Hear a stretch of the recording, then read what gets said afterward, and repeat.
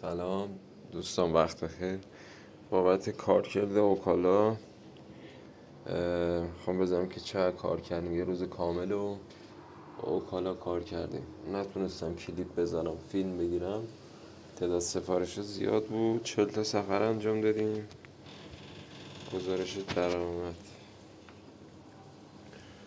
خب این قسمت نیست. کجا بود؟ عملکرد شما نیست.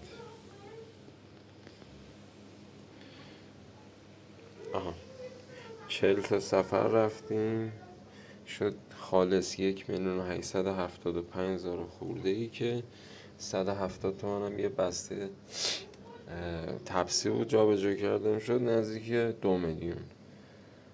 از ساعت 9 صبح شروع به کار کردم تا نزدیک ساعت 11 بعد درخواست نیومد.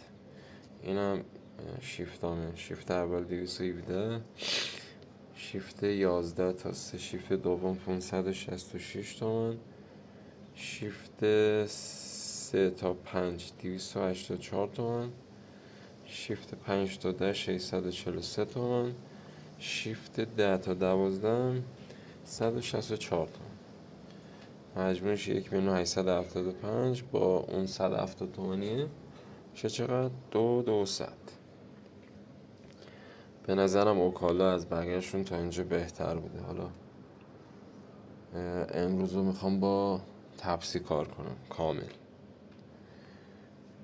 فعلا خدافظ تا کلیپ بعدی.